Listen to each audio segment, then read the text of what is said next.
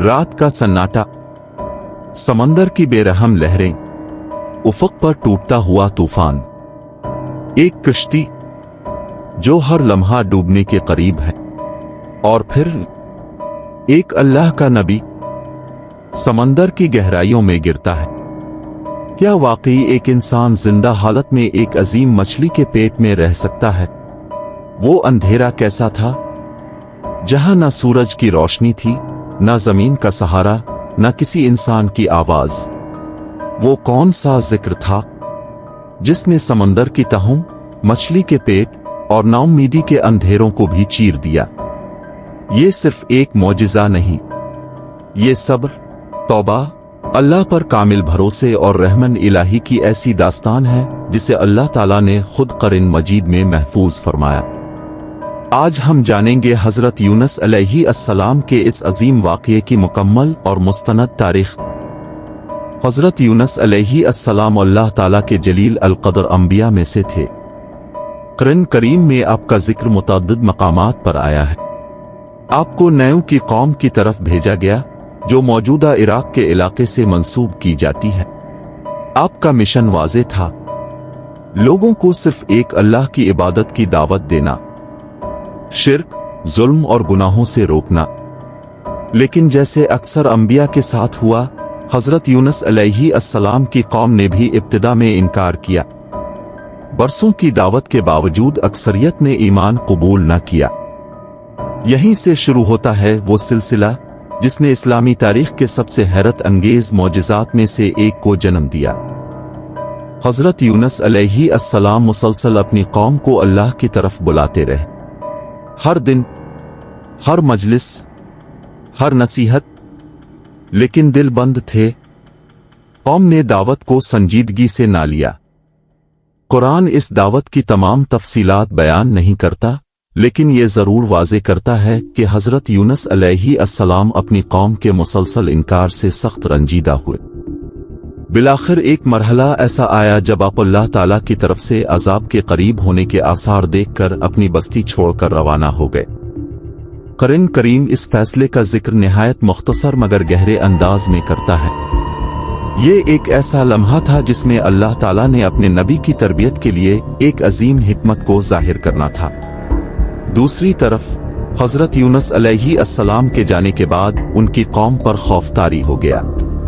उन्होंने आने वाले अजाब की निशानियां देखी। तब वो पहली मर्तबा सच्चे दिल से अल्लाह के सामने झुक गए। उन्होंने इज्तिमाई तौबा की। अल्लाह ताला ने अपनी रहमत से उन पर अजाब टाल दिया। कुरान में हजरत यूनुस अलैहि अस्सलाम की कौम को एक मुनफरिद मिसाल के तौर पर जिक्र किया गया है कि उन्होंने इज्तिमाई तौर पर ईमान लाकर दुनिया का अजाब टिलवा लिया। उधर हजरत यूनुस अलैहि अस्सलाम सफर करते हुए समंदर के किनारे पहुंचे। एक कश्ती रवानगी के लिए तैयार थी। अब भी इसमें सवार हो गए। इब्तिदा में हर चीज मामूल के मुताबिक थी, फिर अचानक हवाएं बदल गईं, बादल गहरे हो गए, लहरें बुलंद होने लगीं, कश्ती बुरी तरह हिचकोले खाने लगी, मुसाफिर खौफजदा हो गए। कश्ती का बोझ कम करना जरूरी था, वरना सब समंदर में डूब सकते थे। इस जमाने के मरूफ तरीके के मुताबिक कुरा अंदाजी की गई। कुरा हजरत यूनुस अलैहि अस्सलाम के नाम निकला। लोग हैरान थे। वो एक बावकार और नेक इंसान को कश्ती से नहीं उतारना चाहते थे। कुरा दोबारा डाला गया, फिर भी वही नाम। तीसरी मर्तबा भी नतीजा तब्दील ना हुआ। अब सब समझ गए कि इस मामले में अल्लाह की कोई हिकमत है। हजरत यूनुस अलैहि अस्सलाम ने खामोशी से खुद को अल्लाह के सुपुर्द कर दिया और फिर वो समंदर में उतर गए। उधर हजरत यूनुस अलैहि अस्सलाम सफर करते हुए समंदर के किनारे पहुंचे। एक कश्ती रवानगी के लिए तैयार थी। अब भी इसमें सवार हो गए।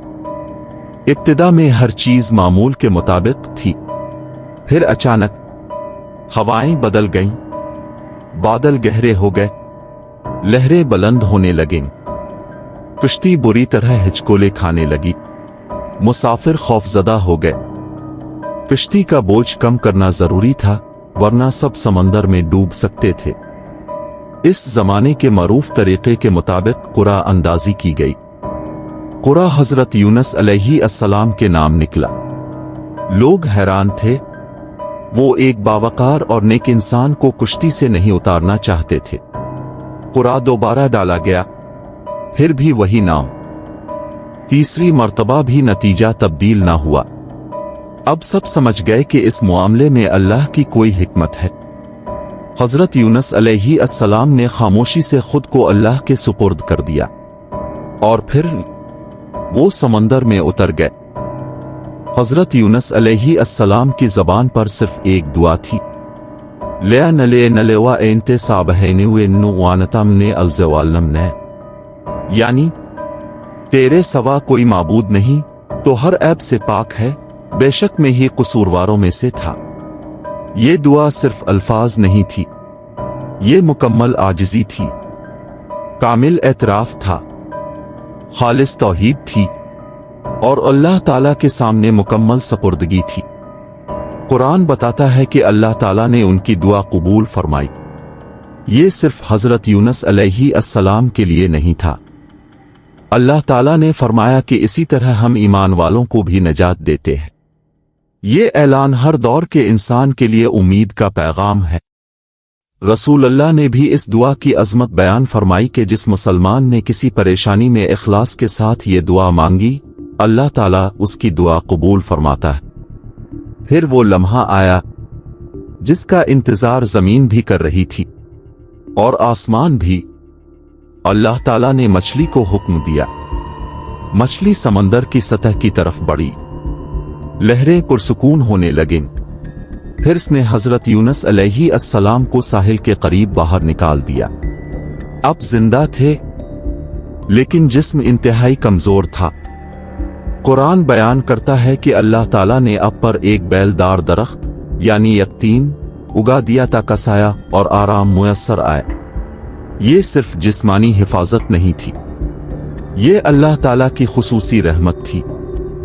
कुछ अरसे बाद जब सेहत बहाल हुई तो अल्लाह ताला ने दोबारा आपको आपकी कौम की तरफ भेजा। इस मर्तबा मंजर बदल चुका था। वही कौम जो पहले इनकार करती थी अब ईमान ला चुकी थी। कुरान के मुताबिक उनकी तादाद 1 लाख से ज्यादा थी, बल्कि इससे भी ज्यादा। उन्होंने अल्लाह की इताअत इख्तियार की और एक मुद्दत तक अल्लाह ताला ने उन्हें फायदा पहुंचाया। हजरत यूनुस अलैहिस्सलाम की आजमाइश खत्म हो चुकी थी, लेकिन उनकी दास्तान हमेशा के लिए कुरान का हिस्सा बन गई। हजरत यूनुस अलैहिस्सलाम का वाक़या हमें कई अजीम असबाक देता है।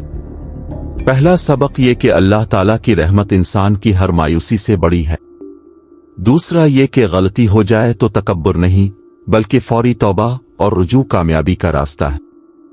तीसरा ये कि दुआ सिर्फ मुश्किल का हल नहीं, बल्कि बंदे और रब के दरमियान मजबूत ताल्लुक का जरिया है।